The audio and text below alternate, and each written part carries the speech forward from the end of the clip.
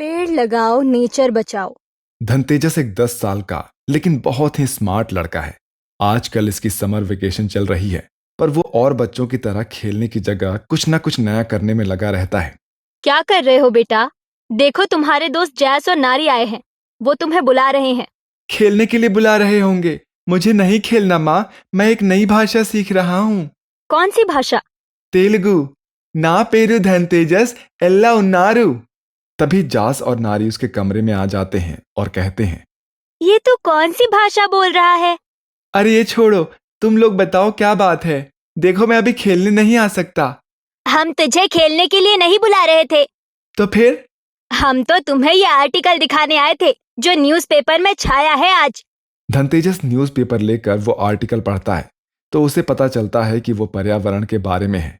उस आर्टिकल में पेड़ों के कटने और उससे होने वाले दुष्परिणामों के बारे में बताया गया था। धनतेजस उस पूरे आर्टिकल को गौर से पढ़ता है और कहता है, ये तो सच में बहुत चिंताजनक बात है।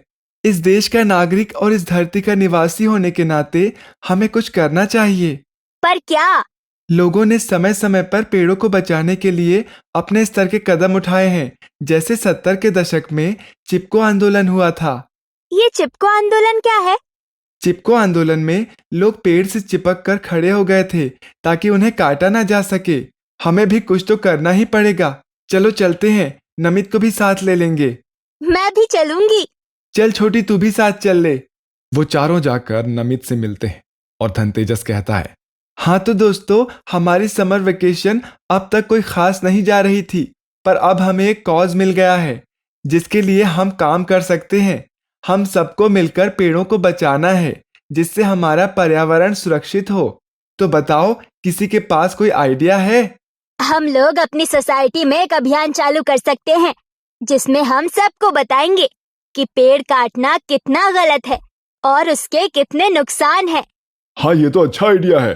क्यों धनतेजस? हाँ सही है। तो चलो एक काम करो, सब लोग अपने अपने घर जाओ और इस अभियान के लिए कुछ पोस्टर और बैनर बनाओ, फिर शाम को मिलते हैं। सब लोग अपने अपने घर चले जाते हैं और पोस्टर और बैनर बनाना शुरू कर देते हैं।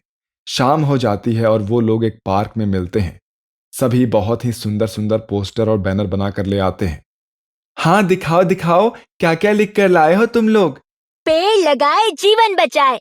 हरा भरा पर्यावरण यानी खुशहाल जीवन। जंगल है तो कल है। पर्यावरण की सुरक्षा हर मनुष्य की जिम्मेदारी।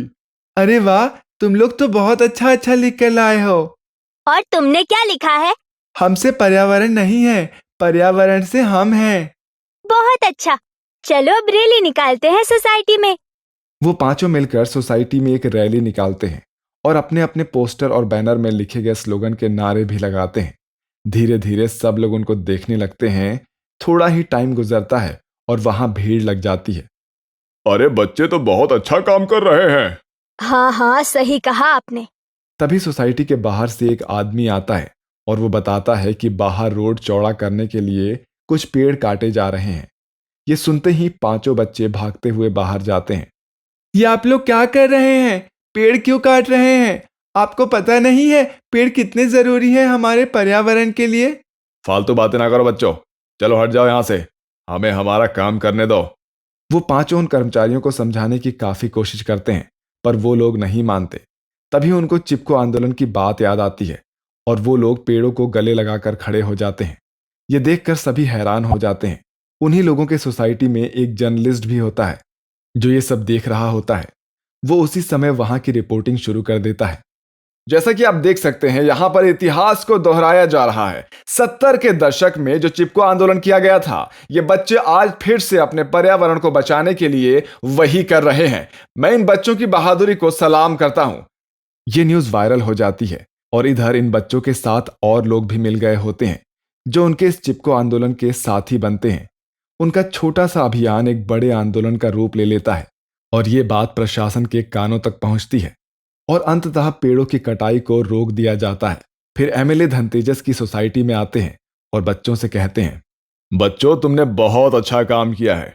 हमारे समाज में तुम्हारे जैसे बच्चों का होना बहुत जरूरी है, क्योंकि तुम ही हमारा भविष्य हो। इस अभियान में मैं तुम्हारे साथ हूं और मैं तुमसे वादा करता हूं कि अब कोई पेड़ नहीं काटा जाएगा। पर्यावरण का संरक्षण हम सभी का फर्ज है। आपका बहुत बहुत धन्यवाद है मेलिसा। धन्यवाद तो तुम्हारा धनतेजस, तुमने बड़ों की भी आंखें खोल दी है। ये सुनकर धनतेजस और बाकी सारे बच्चे बहुत खुश हो जाते हैं, क्योंकि उन्होंने एक ऐसा काम कर लिया था जिसको करने की बड़े भी नहीं सोच रहे थे। फिर सभी लोग खुशी खुशी घर चले जाते हैं और धनतेजस किसी और अच्छे काम की तलाश में लग जाता है। सुपर बॉय धनतेजस के धमाकेदार कारनामे देखने के लिए हमारे चैनल को अभी सब्सक्राइब करें